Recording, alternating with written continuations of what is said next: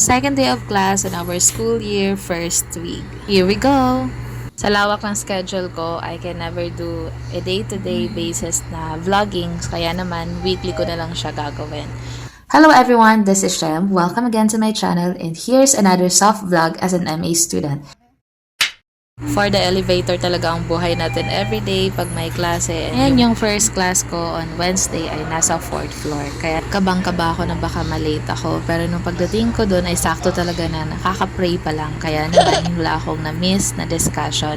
And so this time I realized na yung course na ito is more on reflection or reflective activity para mas malaman or makilala namin yung sarili namin as leaders and how should we act as a leader.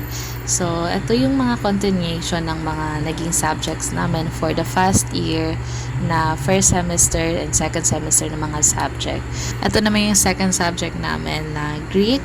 It's a language subject and talagang nagkape na ako this time kasi hindi ko na kaya yung antok. Ito naman si Kuya Ken, he's one of my trusted friend and same kami ng denomination kaya mabilis ko lang siyang makasundo. Sorry girls, taken na po siya. Wow! So, ito yung mga classmates ko. Medyo kaunti na lang yung classmates ko kasi sila yung mga kapareho ko talaga ng major. And here's the third subject. Oh my goodness. So, by the way, yung subjects ko pala from Wednesday and Friday ay same lang. Yung Tuesday ko naman at Thursday, same lang din. So, yung Wednesday ko and Friday ang napaka-busy kasi tatluhan yung mga subjects na meron ako. Unlike on Tuesday and Thursday ay dalawa-dalawa lang.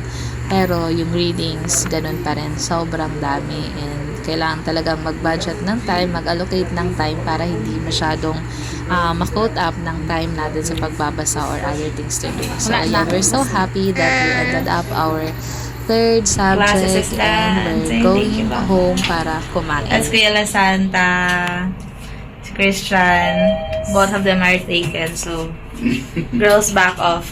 Featuring our beautiful library, tinatawag to siyang mansion chapel kasi sa taas nito yung chapel namin and mukha talaga siyang mansion pag nakapasok kayo.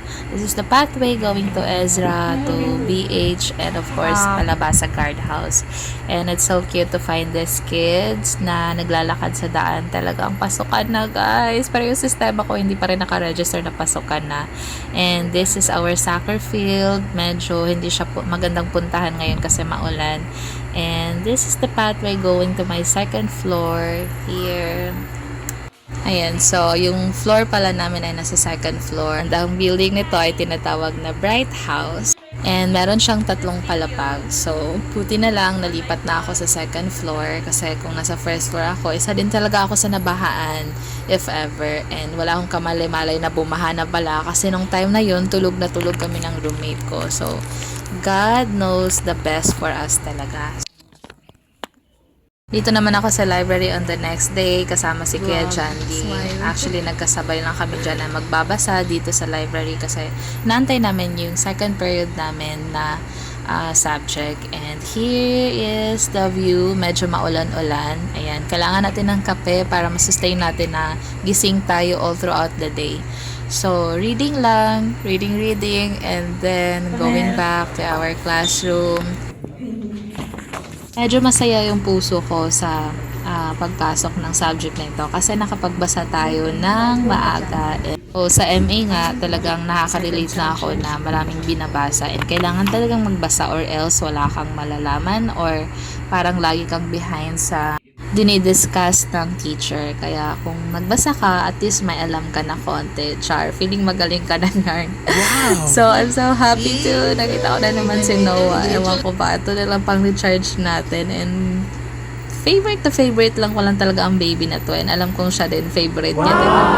So, after that, natulog lang ako kay Noah ng 1 oras. And we're here back to the gym and meron kaming ISG Convergence. Ito yung pagkakaroon namin ng kanya-kanyang grupo for mentoring with other girls. Ito pala yung mentor namin sa Tineri and mga kasama ko din sa ISG.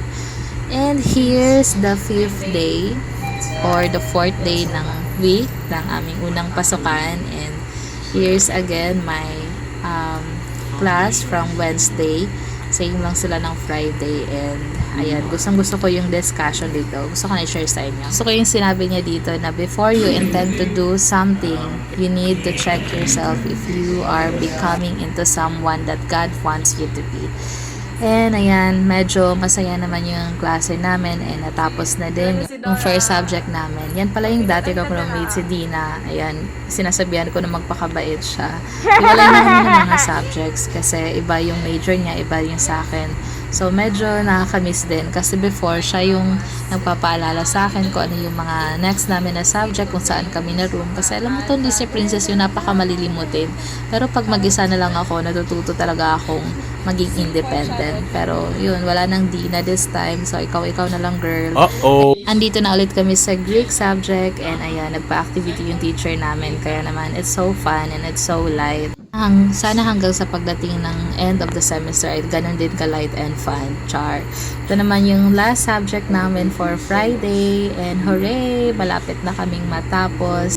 Paborito ko talagang umupo dito sa last part kasi alam mo na babae, labas ng labas and wala lang, gusto ko lang i-observe yung mga classmates ko din kung paano sila sumagot at saka nalalaman ko kung sino yung natutulog sa class. Isa din ako doon. And so after that, we have here our prayer meeting and isa tayo sa mag-lead kaya maaga akong pumunta.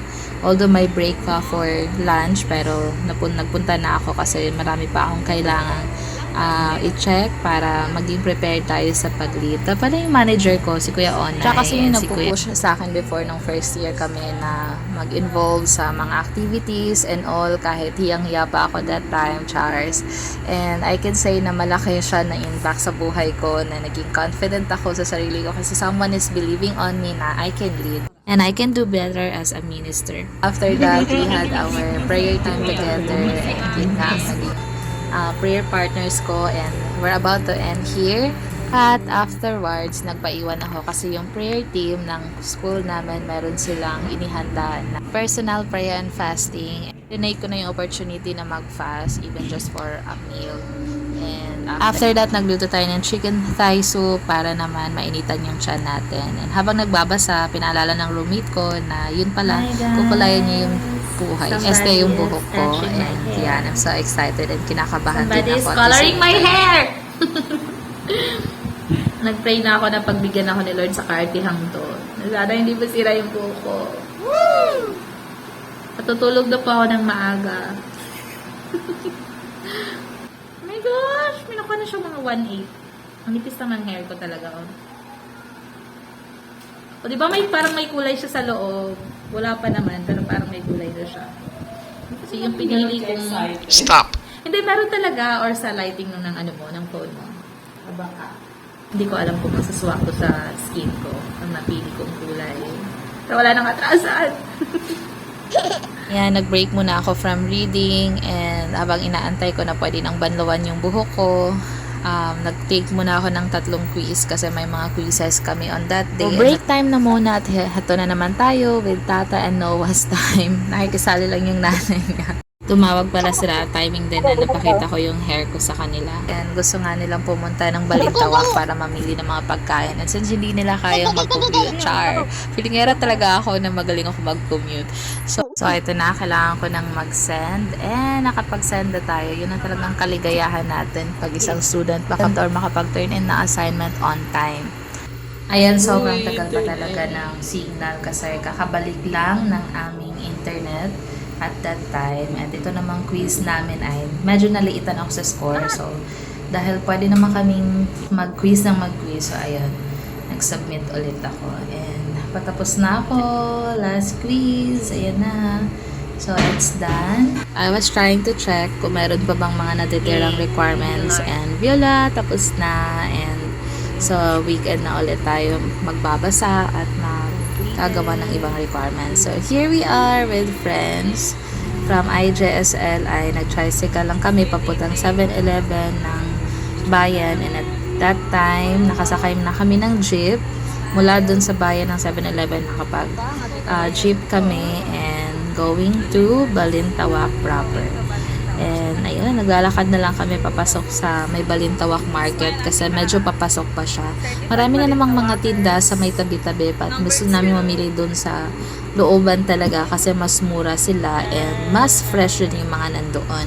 And mas malapit na lang pag bibili ka ng karne, bibili ka ng mga prutas, so nasa isahang lugar lang sila. So, we're enjoying the moment as inaalala ko din yung time na nasa Ebenezer kami. Yun, si Ate Carissa ay naging monitor ko siya nung second year college ako. Si Ate Ella naman siya yung asawa ng teacher namin na nandito na rin ngayon sa school, while si Kay naman ay kapwa ko siya naging ka-monitor nung senior year niya. Pero third year pa kami nagkakilala, pero mas naging close friend kami during our senior year. And ayan, so bumabarat na kami kay kuya. And naalala ko lang yung Tarlac sa Ampalayan na to, yung maliliit. Kasi sobrang dami ng ganyan sa Tarlac. At medyo na-miss ko sila ng mga ilang minutes. And ito, sobrang haba ng time. Bali 3 hours kami na nasa Balintawak sa pamimili. And we're coming home to IGSL at 12:20. And pansin nyo naman kung gaano talaga kaiingay ang mga Bisaya pag nagsama-sama. If you are still watching at this moment, thank you very much. And this is how an MA student ends her week. Hanggang sa muli, see you again on my next vlog. Mabuhay!